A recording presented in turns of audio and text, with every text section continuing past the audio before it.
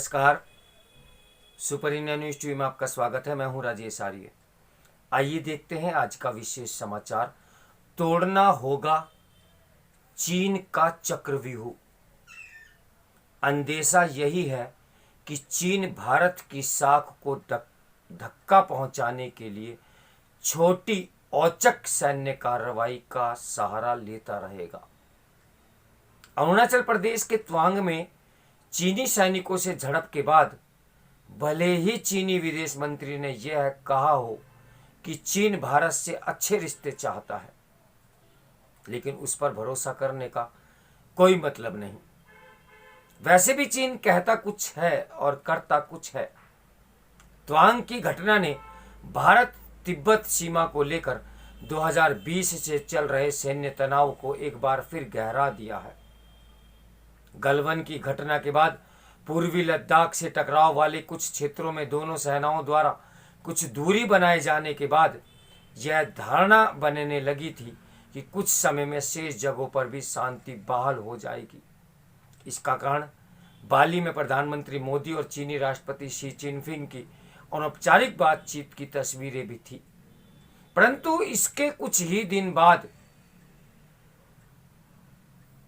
दिन के भीतर एम्स दिल्ली के सर्वर पर चीनी हैकरों द्वारा हमला किया गया और उसके बाद चीनी सैनिकों ने तवांग में नियंत्रण रेखा पार करने की असफल कोशिश की। चूंकि तवांग में घुसपैठ का प्रयास करने वाली चीनी सैनिक टुकड़ी का आकार एक गश्ती दल से कम 6 गुना बड़ा था, इसलिए यह मानकर चलना चाहिए कि जो कुछ हुआ वह किसी स्थानीय कमांडर के आदेश पर नहीं, अपितु बीजिंग में बैठे शीर्ष रणनीतिकारों के इशारे पर हुआ। पूर्वोत्तर के इलाकों में भारतीय सेना की मोर्चाबंदी भौगोलिक रूप से सुदृढ़ है और चीनी कमांडर भी अच्छी तरह जानते रहे होंगे कि इस प्रकार की घुसपैठ से वे यथास्थिति नहीं बदल पाएंगे। इसके बावजूद यह भी सही है कि पिछले 1 वर्ष में चीन पूर्वोत्तर में LAC पर सैन्य तैनाती लगातार बढ़ाता जा रहा है। इसके पीछे उसके कई भू राजनीतिक और सामरिक उद्देश्य हैं। पहला तो भारतीय सेना को कई मोर्चों पर उलझाए रखकर उसके संसाधनों को लगातार दबाव में रखना है, ताकि भारत के एक बड़ी सैन्य ताकत के रूप में उभार को धीमा किया जा सके। यदि इस स्थिति से परेशान होकर भारतीय नेतृत्व बातचीत का प्रयास करे तो उस पर 1959 और 62 के दौरान तत्कालीन चीनी प्रधानमंत्री चाउ एन लाई द्वारा बार बार दिए गए सीमा समझौते को मान लेने का दबाव बनाया जा सके।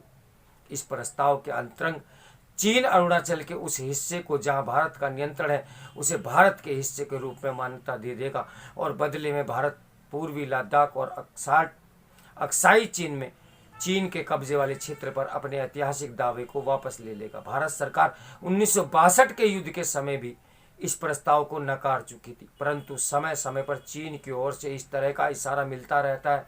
यह प्रस्ताव इस तरह से बनाया गया है कि चीन सिर्फ उन इलाकों पर दावा छोड़ेगा जो वह युद्ध के जरिए कभी नहीं जीत सकता और जो सामरिक रूप से भी उसके लिए अधिक महत्वपूर्ण नहीं, परंतु भारत को लद्दाख में हिमालय और काराकोरम के उन क्षेत्रों पर दावा छोड़ना पड़ेगा जिसके जरिए वह पाकिस्तान और चीन दोनों को दबाव में रखने के लिए अपनी शक्ति का विस्तार काराकोरम दर्रे के पार भी कर सकता है।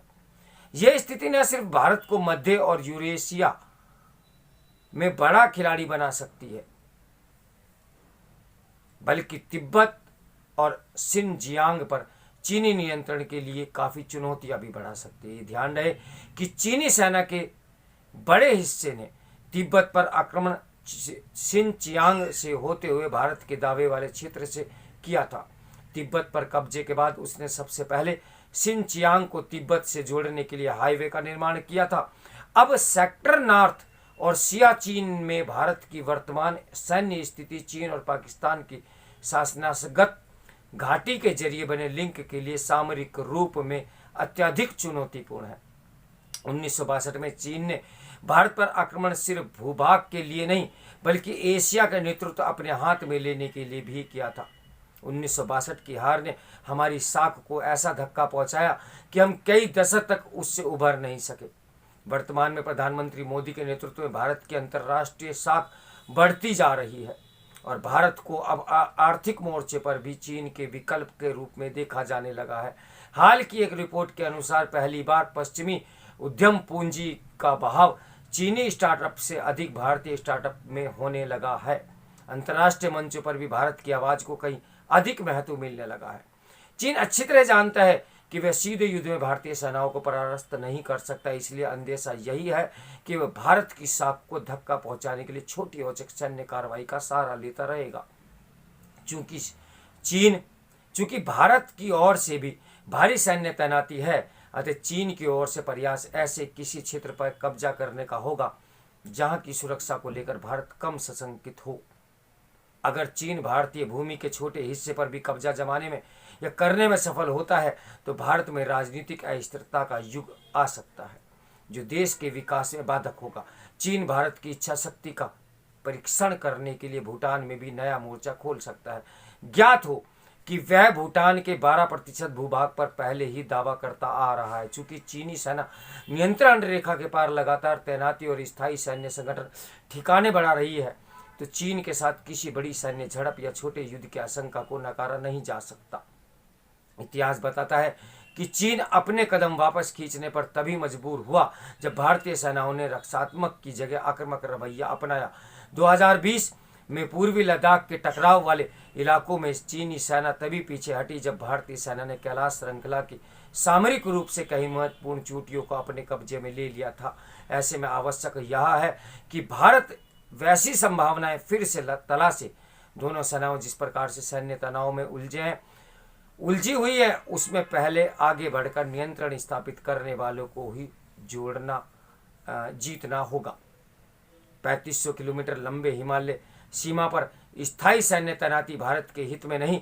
इससे बचने के लिए चीन शर्तें मानना सामरिक आत्मघात ही होगा। ऐसे में चीन के चक्रव्यूह को देर सवेर तोड़ने का प्रयास करना ही होगा और हमें किसी भी रूप में चीन पर विश्वास नहीं करना होगा। तो मेरे साथ बने रहिए सुपर इंडिया न्यूज़ टीवी की ब्रेकिंग न्यूज़ के लिए। नमस्कार, मैं हूं राजेश आर्या।